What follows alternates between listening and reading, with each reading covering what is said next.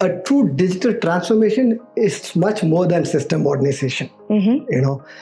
Of course, adapting to AI or adapting to cloud, all these are fancy buzzwords, kind of treated as innovative digital state-of-the-art solutions. Okay. But to be honest, these are, from my view, these are like enablers, and they are not the destination.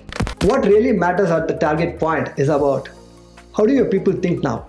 How do they operate now? Is that the change that they operate? Do they feel the value out of this transformation? Sure. That really signifies the actual digital transformation model.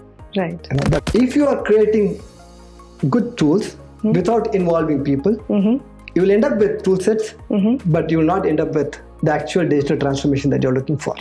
Right. That's how I want to close it out.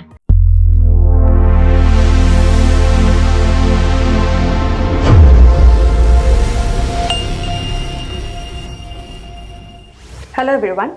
Welcome to this episode of Dexian Talks, an initiative by Dexian India. I'm Aarti Manosekar, your host for today. Today, we are excited to welcome Mr. Venkatesh Sri Krishna Perumal, Executive Director, Enterprise IT Services, Dexian. With over 25 years of experience in driving digital transformation, IT strategy and operational excellence, his journey from engineering roots to leading strategic IT portfolios is truly an inspiring one. So it is my absolute pleasure to welcome Mr. Venkatesh Sri Krishna Perumal to the show today. Hi Venkatesh. Hi Aarti. Thank you for joining today. It's my pleasure to be part of this session today. I've been listening to Dexian Talks for a while with all the leaders who have been participating. Sure. It's a great show. To be honest, I have been attended a lot of talk shows, but this is my first experience with Dexian Talks. Okay. Looking forward for a great and wonderful session. Yeah, we're equally looking forward as well. Yeah, Thank you. Today we'll explore your journey across leading global tech companies and your approach to digital transformation and leadership, and of course how Dexian is driving excellence through governance and future-focused vision. For sure. Let's look forward for it. Yeah, thank you. So let's start with your journey, Venkatesh. So you have led IT portfolios across organizations like Mercedes-Benz, Hexaware, Wipro, and GE. So looking back, which experiences shaped the way you approach leadership in technology? It's really a great question to start with. Let me just give an insight based on my previous experience. Right. To be honest, I'm really fortunate to come across a diversified list of experience working across multiple corporates. Right. It's a good blend of captive centers like General Electric and Daimler, and also service sectors like Hexaware, Wipro, Birlasoft, and so on and so forth. So in terms of the overall experience, a lot of these companies have their own priorities and operating model. Right. So if you look at companies like Wipro or GE, they are probably process driven. Right. If you look at corporates like Daimler, being an engineering division, they look more on engineering automation, going to the market and things like that. Right. Now, what connects all these journeys together in terms of technological leadership is about defining it in a more appropriate way. To me, technological leadership is about creating a more stable environment for people to innovate and then to create a more resilient environment for future. Right. So there are a lot of aspects which goes together with this. Right. Right. So when you talk about creating a sustainable environment, it also comes with the element of empowerment. True. So how do you empower? How do you create a more secured way of working together as a team? There's no dynamics or there's no one magical word which can make this happen. Right. It's a journey by itself. And that journey, which I try to connect based on my experience, is all about bringing a transformation, not just for Dexian, but for the overall business model that we are trying to operate with. That's impressive, Venkatesh. So I like the way how you said environment, empowerment, and diversity. So that's pretty much what I wanted to ask in my next question. So you have led large multicultural organizations. So what are the most valuable lessons that you have learned in motivating and guiding the diverse groups? Good questions once again. Yeah. So in terms of learnings, especially when you work with multiple corporates, diversified environments, there are different learnings that comes together. True. To coin the basic stuff, I would like to focus on few elements. Some of them would be like emotional intelligence, True. Yeah. cultural awareness, and also communication. Right. Yeah. So cultural awareness and communication, especially when you work across geos, it matters a lot. True. Sometimes even a most important message, unless otherwise it's conveyed with the right tone and spirits, it might be interpreted in a very wrong way. Yeah, communication is key. It is, So what really matters is, how do you ensure you put the right message with the right tone, so it gives a right impact for the diverse population. Right. Yeah. And talking about trust, all we know is trust cannot be dictated. A way beyond. Yeah. Working with major corporates, what we also learned is trust doesn't help you to scale to a large extent. Right. It stops at some point. Right. Trust as such, can reach much more mileage than your instructions, which is passed to teams. Yeah. The third element which we would like to focus on would be on diversity. Yeah. We know a lot of corporates focus more on this topic of diversity. Right. They try to involve a lot of people from diversified environments, different nature, cultures, and everything. But what I feel the missing element is all about inclusiveness within the diversified culture. True. Yeah. Do we inculate or do we create an environment which is more inclusive for everyone to contribute with their diversified skills to add value to the business model to create a positive impact? If you can answer that, that exactly will head you to the right direction what we want to take it forward. That's the whole point about it. Yeah, so that's really fascinating to hear how different environments shape different leadership style, right? Right. Yeah, Exactly. And also I like the way how you said there's a balance between diversity and inclusivity. And my next question is pretty much on the same lines. So I wanted to ask, having worked in both product and IT service companies, how do you strike the right balance between driving innovation and also maintaining operational excellence? Yep, that's a good one. In general, if you look at the market experience, both innovation and operational excellence are being treated as opposing forces to each other. Right, okay. But based on my experience, when especially working across product and as well as service companies, I kind of look them from a different perspective, which is more like pillars which kind of complement each other. Right, okay. The reason I say that, we tend to do a lot of innovations, building new solutions, automated features and everything. And on the other end, what exactly automations or innovation really means, and then how does it strike the balance with the operational excellence part. So when you talk about innovations, it's all about speed to market, getting a customer-centric solution, and what is needed to create an impact. Right. And when you talk about operational excellence, it's about the basic SLAs, the basic measures that we want to guarded way of doing things. Those are the areas which you talk about the excellence part. Now let's try to bind these two together. I want to innovate, but then in a more controlled way. Right. So the controlled innovation is what is outcome of striking the right balance between operational excellence and the innovation. If you want me to summarize in a different way, I would like to quote this more like the intent of leadership. Right. Because we have all these topics of innovation, operational excellence. You cannot breathe without these topics. Right. But on the other end, if you can lead with intent, you know exactly when to automate, when to innovate, when to standardize, when to push beyond boundaries, and when to reinforce on the team. Right. As long as you live with those expectations, with a very clear expectations, that's a game changer. Yeah. That gives a right balance in terms of how you really want to operate and how you want to create that magic to happen. And also to dive deeper in digital transformation, your work is truly commendable in that. So in your view, what does true digital transformation really mean? Well, a true digital transformation is much more than system modernization. Of course, adapting to AI or adapting to cloud, all these are fancy buzzwords, kind of treated as innovative digital state-of-the-art solutions. Okay. But to be honest, these are, from my view, these are like enablers, and they are not the destination. Right. Right. If you look at the destination point for digital automation, it's all about how do you reimage your current business model to ensure you operate in a significant pattern which adds value to the actual business. The outcome-driven business model should be quantified with the digital change. Right. Yeah. Now, it doesn't happen by itself. What is more important as part of this journey is onboarding people. Right. A lot of times what happens is people drive this with a technological shift. They don't drive this with mindset of people getting onboarded from day one. Okay. which is equally important. And that comes with collaboration, extensive discussion in terms of what is the intent, Right. what is the long-term objective, how do you connect this together, how do you move as a group. So if you can get all these things going together, then you kind of driving it with the positive mindset to ensure that you are holistically driving the transformation, not just digitally, but also in an organic way. Yeah. The other perspective to it, a true digital transformation should be primarily coined on business outcomes. Right. And if you don't see that value, probably we are not onboarded with the right spirits. Right. A little bit of different way.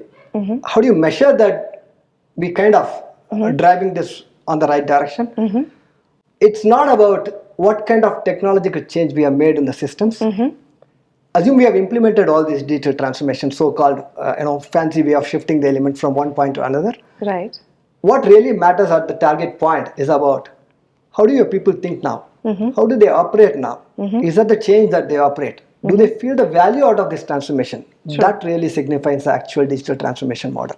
Right. That's all about it. Yeah. And I like the way how you have a different perspective on AI. AI is an enabler and not a destination. True. Right. Yeah. So you were talking about business goals, Venkatesh. So I'm sure aligning business goals with tech initiative is not an easy job. Yeah. So what are the most challenges that the organization face to do that? You're right to the point.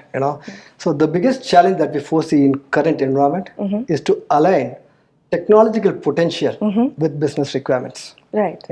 So a lot of time what happens is we goes with a technology first mindset. Right. So we try to create everything with tools, frameworks, and techniques. Right. Of course, we'll have fancy innovation and fancy tools, but it may not be impactful. Okay. So probably we have to look at from a different perspective. Start with business first approach rather than technology first. It will help us to fine tune and it will help us to deliver the right value. Okay. Another key challenge, if you look at any organization, is in terms of aligning the priorities. Right. So our priorities are much aligned with short-term revenue-oriented goals. Right. Okay. But sometimes what happens is your IT priorities would be more towards modernizing an IT over a period of time. Could be like few years. Right. And if these two are not aligned, you're driving the ship in two different directions. Okay. So aligning priorities is equally important when you work on such transformations. Right. The last segment which I want to cover on in terms of challenges is all about change management. Okay. So what happens is a lot of times we innovate, we automate, we build in digital solutions. But do we have the team onboarded with the change? Right. Are they prepared for the change? Do they foresee the value out of it? The biggest other challenge that we see is we try to answer all these questions after we implement the change. Right. Can we pre-put this as part of the journey, get everyone onboarded, engaged, fully involved, so they reap the benefit from day one. That change would help us to implement the right solution on time with a lot of values, which is going to create a big impact on the business. Right. One small phrase which I want to close it out. If you are creating good tools without involving people, you will end up with tool sets, but you will not end up with the actual digital transformation that you're looking for. Right. That's how I want to close it out. So right people, right time, right skill, and right tools. Perfect. That's right. Right. Yeah. So we were talking about challenges. So only challenges breed opportunities, right? So different projects call for different opportunities. And you have overseen transformation using Waterfall and Agile frameworks. So I want to know, how do you decide which model is best for a project? Sure. Yeah. Let me start this with a phrase. Okay. This Agile and Waterfall is there existing in the environment for quite a long time. Yeah. And people often confuse about the right methodology of the framework to be used. Right. The way I would like to express this, Agile is not a silver bullet. Okay. At the same time, Waterfall is not outdated. Right. It's all about the context. Right. Use the right framework in the right context. Now, as usual, something which is known to everyone. So Agile at times is probably used when you have complex environment where the business requirements are not well defined, where you want to go with the sequential and incremental approach. It holds very well.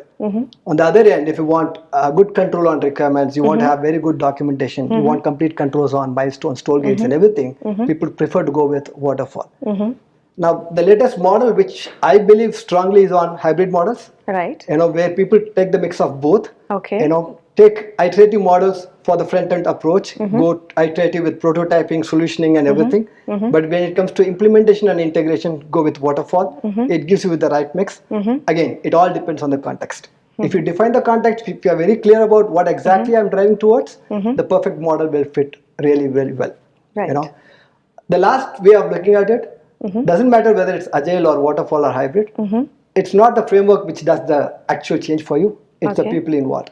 Right. The framework actually helps you to get this in a fast track with well-governed structure to make it happen. Right. That's the way we look at it. So moving on, let's talk about the buzzword, as you mentioned, AI. So technology like AI and automation is changing everything, right? So how do you see those reshaping IT service at Dexian? So of course, AI, analytics, and automation does play a significant role in terms of transforming the model that we operate with. You know, it helps us to shift from a preventive model to a proactive model. Right. You know, so we worked on metrics and measurable data, which is quite available for us to proactively evaluate and act to situations upfront, rather than being reactive to situations when the actual event happens. Right. You know, so at Dexian, we are now trying to focus more on usage of such tools to automate some of the monotonous job within IT. Right. You know, this way it will help us to free some bandwidth for people to work on some of the complex and core areas outside the topics where AI cannot be involved with. Right. You know, the reason I put this together, we need to strike the balance between usage of AI and human intelligence. Right. AI is supposed to be used as a tool to augment human intelligence and not to replace human intelligence. Very true. Yeah. You know, if this can be put together with the right context, that's exactly what will help us to drive it in the right direction. Yeah. You know, the last segment on analytics, analytics does play a crucial role on decision making. You know, data-driven decision making are really effective, and in fact, it helps a lot to take decisions with confidence. You know, Right. Dexian is focusing more on such informed decisions Right. with qualitative data, which we can rely on, and we have a whole holistic infrastructure and architecture which we are working on, which will help us to take sustainable business model, not just for Dexian, but for all the customers with whom we are working with. Right. It's clear that how critical governance and AI for ensuring transformation success, right? And measuring impact is equally important. So what KPIs or delivery metrics do you rely on to track the success? KPI is not new, especially when it comes to IT. Right. You know, Yeah. we have a huge repository of KPIs which we normally use and rely on. Right. You know, the standard ones like the system uptime, the turnaround time, you know, the efficiency that we bring in terms of deliverables. All these KPIs are there, you know, for a long time. Right. But I think it's time to shift ourselves in terms of what we measure and how we measure. You know, of course, we need to measure the operational KPIs, whatever we just spoke about in terms of quality and in terms of deliverables. Right. But in terms of business, there are a few things that we also need to focus on. You know, which is more like, do we have KPIs which focus on business realization value? Okay. You know, so are we looking at what is the impact that we are creating on business? Could be a cost saving, could be a business model by itself, could be a game change that we are bringing in for a customer. Right. You know, the other aspect could be like, what is the usability and adaptability of the innovation or the new inventions that we brought in? Right. Right. So there could be metrics based on the number of occurrences that users have actually adapted to it. You know, feedback from people on how do they feel about it. You know, what is the way we can fine tune that. Right. So if you can combine these kind of qualitative metrics with the quantitative KPIs which we already have, Right. that will be even more powerful than the traditional way of tracking the KPIs. Right. So looking at the bigger picture, people are at the heart of transformation, right? So what core skills do you think the future IT leaders should develop? This is a great question, and of course one size doesn't fit every other leader. Right. But in general terms, the basic skills are of course needed. Right. Call it the technical acumen or the interpersonal skills, or could also be strategic management and strategic planning. You know, those goes without saying. If you are a leader, you should be following the ground rules. Yeah. The other side of the game, which is normally aligned with each individual as a leader, which cannot be dictated by others, Right. is more about the influential skills. Right. You know, and that's one area which comes by experience, and that comes with a mindset for you to work on a change within yourself. Right. You know, the reason I say that, a lot of times we talk about sprint teams, agile model, globally Right. governed model, we Right. have onboard initiatives, we drive initiatives, we have people working across the globe. Right. But how many times do we create an influence on the people to get fully onboarded with the initiative? Right. If you're not doing that, there's a big gap in terms of just implementing a technical solution without onboarding the interest from everyone else who's part of that initiative. Right. And this skill, if a person really carries a weightage to that, maybe I can quote Kumar to that. Kumar is a very good person in terms of creating an influence in Right. people's mindset. Right. So if you can work on the influence part, and if you can connect the other core skills, I believe that's a strong etiquette for a person to carry himself to the next level. Yeah. So it's influential leadership at the end of the day. Right. So my next question is, how do you foster innovation and accountability within delivery teams at Dexian? That's a good one. So when you talk about innovation, in layman terms, innovation is nothing but creativity. Right. And a person to be creative, you as a leader is supposed to take care of few of the areas so that you can work on a very secure and safe environment. Right. The basic underlying concept to me would be on the psychological safety. Very true. The person should be given a freedom to express, freedom to operate in his own way, and then given all the support in case if he falls back with a negative result. Right. It's not like pushing him to a corner to understand why he failed, rather than taking up those lessons as learnings and then give him a space where he can do himself much better in the next opportunity. Right. That's the whole point about innovation. Empower teams with a psychological safety good enough for them to innovate and then to transform in the way that they want. Right. That's the first thing, right? And then the second aspect, when you talk about accountability. So a lot of times when we innovate, are we accountable for the innovation? Right. So probably yes, the person who actually does the innovation is completely involved and he feels accountable, but not the entire team. Right. That's again the whole point about, are we onboarding the people at the early stage of the engagement? Accountability creates by the influence that I spoke about in the previous conversation. Right. Do you onboard them with the right intent? Do you onboard them with more clarity on the future goal, on the end result? And if they know that this innovation is going to contribute and complement to a particular business value, Right. and they are equally motivated to contribute to that innovation, Right. they are completely accountable for anything and everything that they're doing. True. And the last way of looking at it, accountability is not just at the individual level. There are different levels of accountability, right? It could be a team level, it could be a project level, it could be a program level, it could be also at the leadership level. Right. And each one carries at different levels of receive ownership Right. for them to contribute, for them to manage, and for them to govern that execution completely. Right. That's the way it's more successful. Yeah. And thank you for highlighting psychological safety. That's very important in today's time. Yes, very Thank true. you. Yeah. And as Dexian continues to grow, so what's your vision for leveraging technology to enhance client experience and global collaboration? When you talk about client experience, and especially when you talk about managed solutions and projects, the IT solutions wing that we are now focusing on, Okay. it's not something new. We are there doing such services for a long time, even though we master on the other end with the staffing services, right?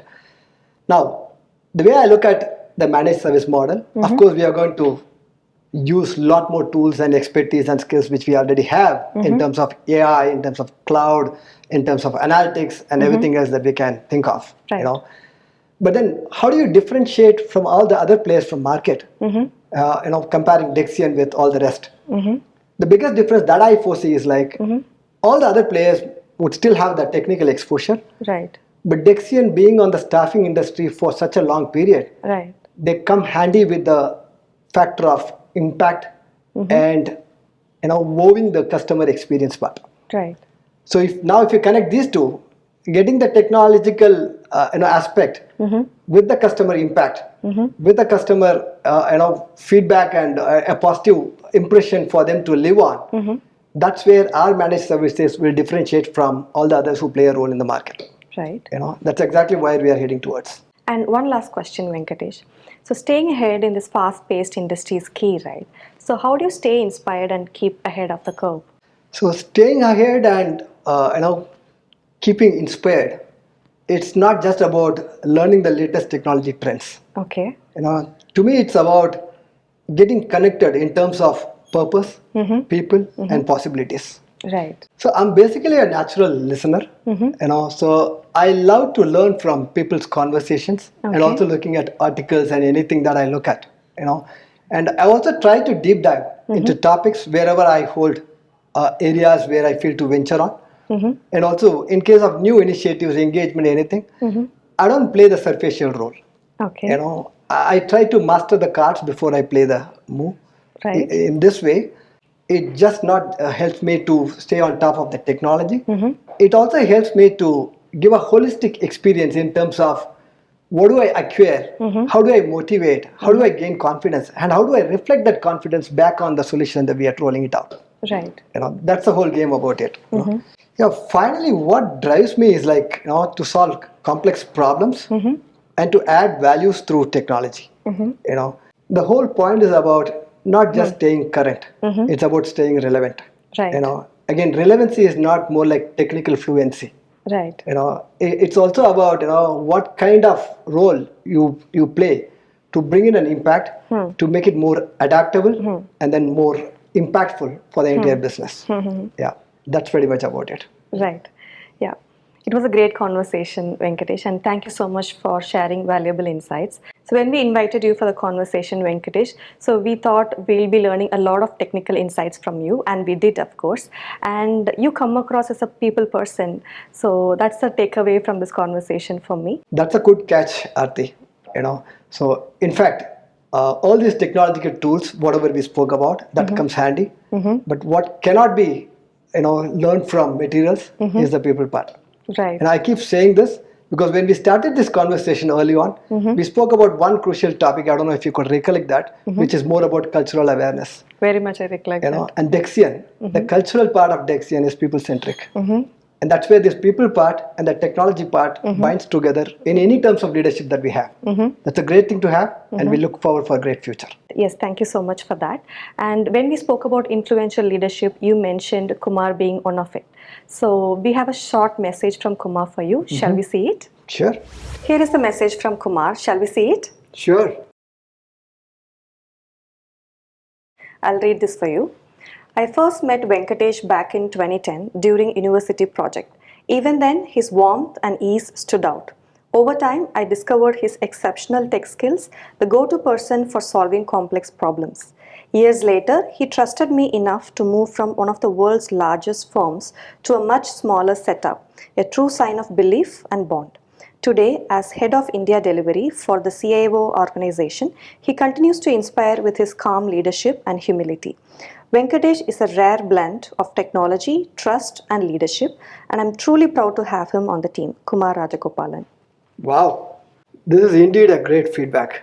I'm truly honored with such feedbacks from the leadership team. Thanks, Kumar. Thanks, everyone. At Dexian, we are in the business for good, and conversation like this truly reflect that purpose. Thank you for watching the show. I'll meet you in the next episode with another interesting guest. Thank you. We are Dexian, in the business for good.